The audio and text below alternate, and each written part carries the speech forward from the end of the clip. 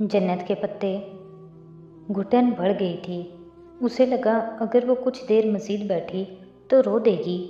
उसे यहाँ से कहीं बहुत दूर चले जाना चाहिए, किसी जंगल में जहाँ वो अजनबी ना हो। वो तेज़ी से उठी और दरवाजे की तरफ बढ़ी। रास्ते में टाली और दो लड़कियों के साथ खड़ी हंस हंस कर बातें कर रही थी। उसे आते देखकर वो शरारत से मुस्कुराई। हया, तुमने अपने स्कार्फ में क्या छुपा रखा है? डोर नाप घुमाते हुए हया ने पलट कर देखा और संजीदगी से बोली, खुद कुछ पाऊँ, क्या दिखाऊं? उसने सवालिया आबरू उठाई। टाली की मुस्कुराहट गायब हो गई। वो उसके संभलने का इंतज़ार किए बगैर बाहर निकल आई। अपने रूम में आकर उसने ज़ोर से दरवाज़ा बंद किया और फिर दरवाजे से कमर टिकाए आंखें बंद किए तेज़ तेज़ सांस लेने लगी। चंद सानिये बाद उसने आंखें खोलीं। कमरा खाली था। चारों डबल स्टोरी बंक्स नफासत से बने पड़े थे।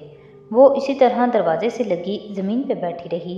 स्कार्फ की पिन नोच कर उतारी और उसे मेज़ की तरफ उछाला। वो कुर्सी पे जा गिरा। एक पल्लू लटकता हुआ ज़मीन को छूने लगा। वो उसे उठाने के लिए नहीं उठी, बस नम आंखों से उसे देखेगी। वो तो कभी महफिलों की जान होती थी, इतनी सहर अंगेज़ कि उसे कोई नज़रअंदाज नहीं कर सकता था। फिर अब वो कैसे एकदम से अजनबी बन गई थी। बीप की आवाज़ के साथ पॉकेट में रखा मोबाइल बजा। उसने फ़ोन निकालकर डुबडुबाई आंखों से देखा। मेजर अहमद का मैसेज आया था। कैसी हैं आप? बस 3 अल्फाज।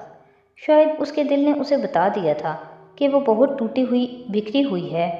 इस वक्त ये कोई जीआरएस ट्रैकिंग नहीं थी, वो वजदान का ताल्लुक था, ख्याल का रिश्ता। वो जवाबन टाइप करने लगी, मुझे जन्नत के इन पत्तों ने दुनिया वालों के लिए अजनबी बना दिया है मेजर अहमद, अजनबी बना दिया है मेजर अहमद। पैगाम चला गया। आंसू इसी तरह उसके चेहरे पे लड़कते रहे। उसे पुरानी ज़िंदगी याद नहीं आ रही थी, उसे नई ज़िंदगी मुश्किल लग रही थी। अहज़ाब की जंग की ये खंदक तो बहुत गहरी, बहुत तारीक थी। इसमें तो दम घुटता था। वो कैसे इस पे कायम रह पाएगी? अहमद का जवाब आया तो स्क्रीन जगमगा उठी। उसने पैगाम खोला। अल्लाह के रसूल सल्लल्लाहु अलैहि वसल्लम ने फरमाया था, इस्लाम शुरू से अजनबी था, अनकरीब ये फिर अजनबी हो जाएगा, और सलाम हो उन अजनबियों पर। स्क्रीन पर टप टप उसके आंसू गिरने लगे। ओ अल्लाह, उसने बेइख्तियार दोनों हाथों में सर गिरा लिया। वो क्यों नहीं समझ सकी कि यही अजनबीपन तो इस्लाम था। ऐसी ही तो होती हैं अच्छी लड़कियाँ, आम लड़कियों से अलग, मुनफरिद, मुख्तलिफ। वो दुनिया में गुम बेफिक्री से कहके लगाती, कपड़ों, जूतों और ड्रामों में मगन लड़कियों जैसी तो नहीं होती। अजनबियत ही तो उनकी शनाख्त होती है। वो साहिल के कीचड़ पे चमकने वाला अलग सा मोती होती हैं, अजनबी मोती। वो धीरे से मुस्कुराई और हथेली की पुश्त से आंसू रगड़े। वो एक मजबूत लड़की है, उसे इतनी जल्दी हार नहीं माननी। वो इस अजनबी तरीके से इस दुनिया में सर उठाकर सबके दरमियान जिएगी, और वो दुनिया वालों को ये करके दिखाएगी। आइंदा वो कोई पार्टी छोड़कर नहीं आएगी। वो पूरे एतमाद से उनमें बैठेगी। वो उठी और अपना स्कार्फ उठाया, फिर फ़ोन पे आयशा का नंबर मिलाने लगी। अजनबी लड़कियों को अपने जैसी एलियन से ज़्यादा इन टच रहना चाहिए, ताकि जब कोई खंदक खोदते अपने दिल पे रखा पत्थर दिखाए तो आप उसे अपने 2 पत्थर दिखा सकें। अस्सलाम वालेकुम हया। दूसरी तरफ बहारें चहकी थी। मैं अभी तुम्हारे बारे में ही सोच रही थी। अच्छा, तुम क्या सोच रही थी? वो आईने के सामने खड़ी बालों का जूड़ा खोलने लगी। नर्म रेशमी बाल खुलकर कमर तक गिरते चले गए। वो अब भी उतनी ही खूबसूरत थी जितनी पहले। मैं सोच रही थी कि मैंने तुमसे पूछा ही नहीं कि तुम्हारा बॉक्स खुला या नहीं।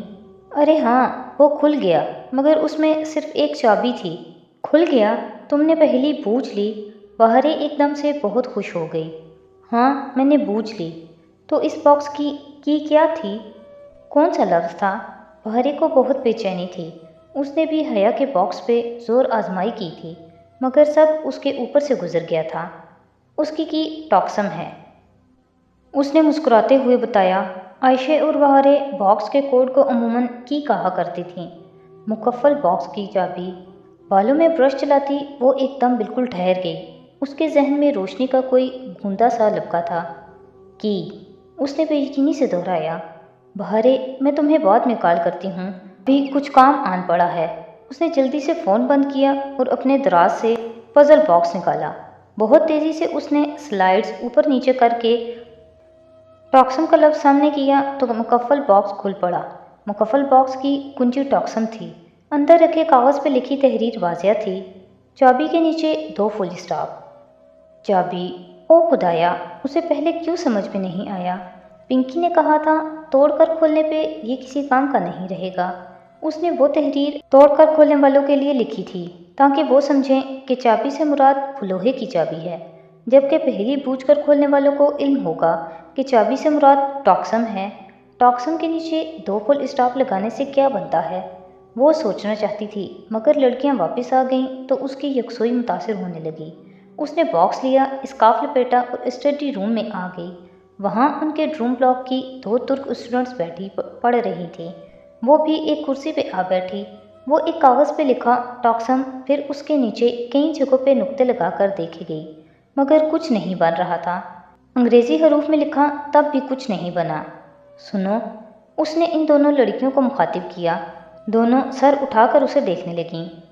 ٹاکسم کے نیچے ٹاکسم اسکوائر کے نیچے اگر ہم 2 فل اسٹاپ لگائیں تو ہمیں کیا ملے گا؟ ایک لڑکی الجھ کر اسے دیکھنے لگی، جبکہ دوسری نے بہت بے نیازی سے شانے اچکائے۔ لگانے سے اگر تمہارا مطلب ٹریول کرنا ہے تو پھر سسلی۔ کیا؟ حیا کو سمجھ نہیں آیا۔ ٹاکسم کے نیچے اگر تم میٹرو لائن پہ 2 پورے اسٹاپ ٹریول کرو تو سسلی کا اسٹاپ آئے گا، ہے نا؟ وہ بالکل سناٹے میں رہ گئی۔ اوہو، وہ ٹاکسم لفظ کی بات کر رہی ہے، اصلی والے اسکوائر کی نہیں۔ دوسری لڑکی نے اپنی ساتھی کو ٹوکا تھا۔ جواباً اس لڑکی نے سوالیہ نگاہوں سے حیا کو دیکھا۔ وہ بدقت مسکرائی۔ نہیں، میں اصلی والے ٹاکسم اسکوائر کی ہی بات کر رہی تھی۔ وہ کرسی پر واپس گھوم گئی اور تحریر پڑھی، چابی تلے 2 فل اسٹاپ، یعنی ٹاکسم کے نیچے 2 پورے اسٹاپ۔ یعنی ٹاکسم کے نیچے 2 فل اسٹاپ سے مراد نقطے نہیں بلکہ میٹرو کے اسٹاپ تھے۔ وہ لوہے کی چابی تلے وہ نقطے اس نے توڑ کر کھولنے والے کے لیے بطور دھوکے کے لیے لگائے تھے۔ سسلی، اس نے زیر لب دہرایا۔ سسلی میں اس کی امانت تھی، ڈولی کی امانت، جسے میجر احمد نے چھپایا تھا۔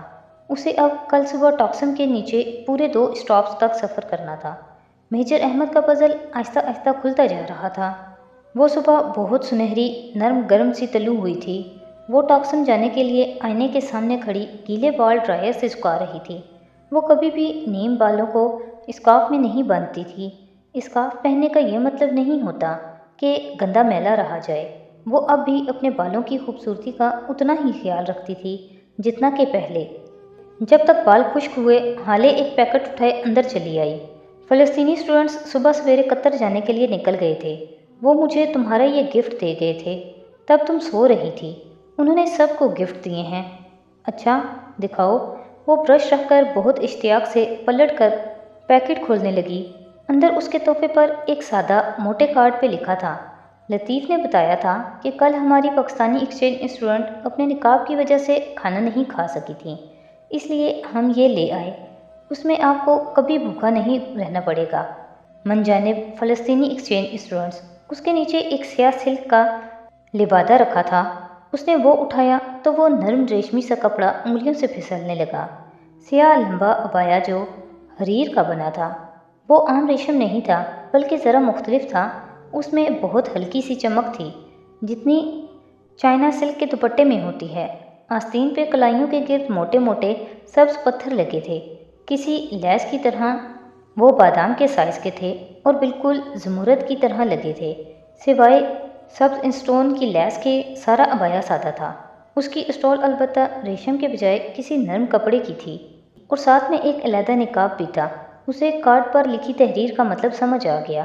اس علیحدہ نقاب کو پیشانی پہ رکھ کر سر کے پیچھے پن اپ کرنا تھا، یوں نقاب کی سائیڈ کھلی ہوتی اور وہ اسے کھا سکتی تھی۔ یہ تو بہت مہنگا لگ رہا ہے۔ تمہیں پتہ ہے یہ انہوں نے ضرور جواہر سے لیا ہوگا۔ وہاں ایک شاپ سے سعودیہ کے امپورٹڈ عبایا ملتے ہیں، یہ وہی ہے، اور تمہارے پاکستانی روپوں میں 10-15 ہزار سے کم کا نہیں ہوگا۔ حالے 27 سے اس خوبصورت عبایا کو دیکھتے ہوئے کہہ رہی تھی، اور ان کی خاص بات یہ ہے کہ ان میں گرمی نہیں لگتی۔ پتہ نہیں کیا میکینزم ہے، مگر ان کو تم گرم سے گرم ماحول میں بھی پہنو تو تمہیں گھٹن یا گرمی نہیں لگے گی۔ واقعی وہ بہت متاثر سی ابایا کو الٹ پلٹ کر دیکھ رہی تھی۔ وہ اتنا خوبصورت اور باوقار تھا کہ نگاہ نہیں ٹکتی تھی۔ اس نے اپنے لباس کے اوپر ہی پہنا اور آئینے کے سامنے کھڑے ہو کر بٹن بند کرنے لگی۔ ابایا اس کے قدموں تک گرتا تھا جیسے کسی رائل پرنس کا ریشمی لبادہ ہو۔ ایک بہت شاہانہ جھلک تھی اس میں۔ بہت خوبصورت لگ رہا ہے۔ کہیں جا رہی ہو تم؟ ہالے کو کچھ یاد آیا۔ اگر مارکیٹ تک جا رہی ہو تو مجھے کچھ منگوانا تھا۔ وہ جلدی سے کاغذ پر کچھ چیزیں لکھنے لگی۔ ہاں ٹھیک ہے، لے آؤں گی، اس نے ابایا کی اسٹال چہرے کے گرد لپیٹتے ہوئے کہا۔ بس مجھے سسلی سے ایک امانت اٹھانی ہے، زیادہ دیر نہیں لگے گی۔ ہالے نے جو میز پر کاغذ پر کچھ لکھ رہی تھی نہ سمجھی سے سر اٹھایا۔ امانت؟ کیا کسی نے تمہارے لیے رکھوائی ہے؟ یہی سمجھ لو۔ اس نے ذرا سے شانے اچکائے۔